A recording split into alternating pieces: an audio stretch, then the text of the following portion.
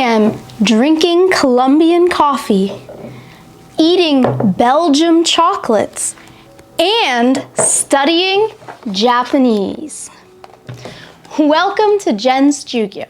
My name is Jen, and today I want to teach you the names of countries in English, as well as taking a look at the adjectives for many popular countries. Stay tuned to the very end of the video for a quiz on country names and their adjectives. There are over 200 countries in the world, so today's video cannot cover every single country, but I want to go through some common country names so you can hear the correct pronunciation in English, and then also talk about how those country names will change into the adjective for that country.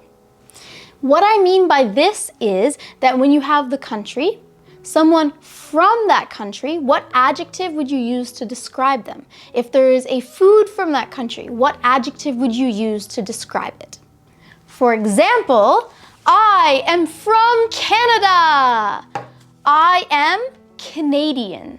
So the country is Canada, and the adjective that we will use is Canadian, a Canadian person, a Canadian flag, some Canadian desserts. Also, the ending of Canadian is IAN. Having IAN at the end of an adjective to describe that country is the most common ending for country adjectives in English. For example, Australia, Australian. Egypt, Egyptian. Brazil, Brazilian. India, Indian. Russia, Russian. Iran, Iranian. Or many people who I know from Iran prefer the adjective Persian. Italy, Italian. Hungary, Hungarian. And from the introduction you could hear, chocolates from Belgium are Belgian chocolates. Belgium is the country, Belgian is the adjective. Belgian chocolate. The second most common country adjective ending in English is AN. So instead of IAN, you'll just have AN. And this is often at the ends of countries that end in the letter Y or those that already end in the letter A. For example, Korea, Korean. Cuba, Cuban. Germany, German. Venezuela, Venezuelan.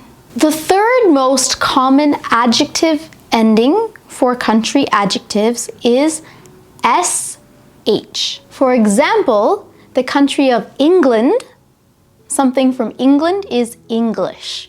Or if you want to talk about Britain, something from Britain is British. From Scotland, it is Scottish. Ireland, Irish. Wales, Welsh. Spain, Spanish. Poland, Polish. Turkey, Turkish. Sweden, Swedish. The fourth most common ending for country adjectives is ESE, E-S-E. For example, Japan, Japanese. Vietnam, Vietnamese. Taiwan, Taiwanese. China, Chinese.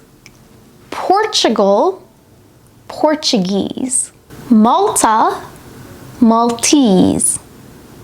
Lebanon, Lebanese.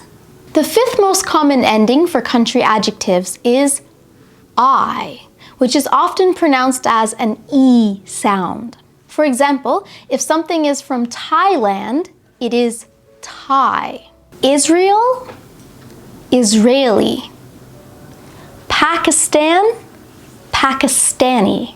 Iraq, Iraqi. Saudi Arabia, Saudi, or Saudi Arabian.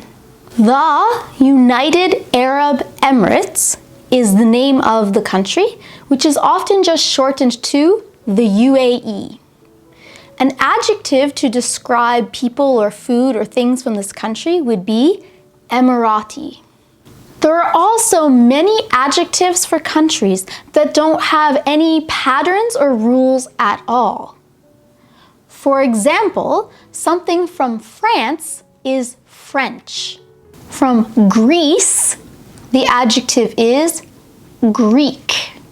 Iceland, Icelandic.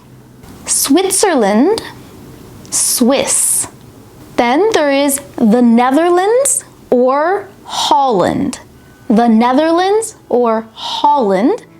And the adjective for this is Dutch. So we took a look at several of the most popular country names in English, as well as the 5 most common ways that country adjectives will end in English. Unfortunately, there are no actual rules that will help you to know if the ending is IAN, AN, SH, or something different. And because there are no rules, you just have to get used to listening to English and speaking English to pick up on what sounds right, what sounds correct, what are most people saying and using around you. That being said, however, there are some rules for when you are writing these words. The names of all countries in English are proper nouns. Proper noun means that it is referring to a specific, exact person, place, or thing.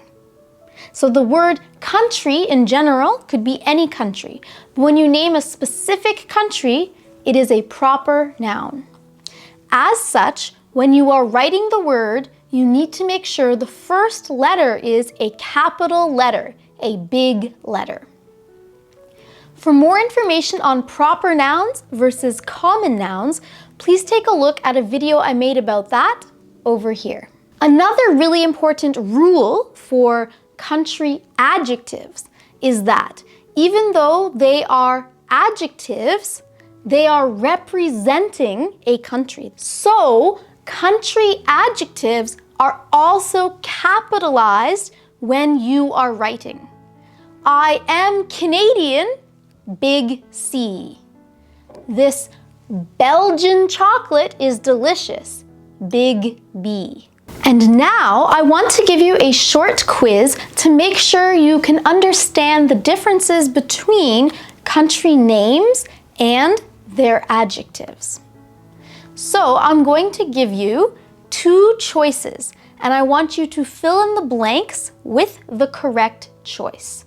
I'm going to give you 5 questions, so let's see how many you can get correct.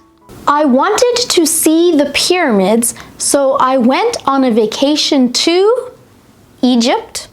Or, I wanted to see the pyramids, so I went on a vacation to Egyptian. The answer is Egypt, to the country, not the country's adjective. Many people love German beer. Or, many people love Germany beer. The answer is German, because German is an adjective to describe what kind of beer. Beer that is coming from Germany is German beer. Number 3. Kiev is a Ukrainian city. Or, Kiev is a Ukraine city. The answer is Ukrainian. It's describing the city. Usually, I think India curry is too spicy. Or, usually, I think Indian curry is too spicy. The answer is Indian, because Indian is describing what kind of curry. Question number 5. Tulips are famous in Dutch. Or, tulips are famous in Holland. The answer is Holland. Holland or the Netherlands is the name of the country. Dutch is the adjective to describe things from that country. Dutch tulips are famous around the world. Tulips from Holland are famous around the world. How did you do on today's quiz? Could you get all 5 questions correct? Let me know your scores in the comments below. And now it's time for Question of the Day. Today's question is, what country are you from? And what adjective would you use to describe yourself? For example, I am from Canada and I am Canadian. He is from Japan. He is Japanese. So tell me about yourself using what you've learned in today's lesson in the comments below. Thank you so much for watching this video. If you found it useful, please subscribe to Jen's Jyugyou so you don't miss any lessons, and give this video a thumbs up. Good luck with your English studies, everyone, and I'll see you in the next lesson.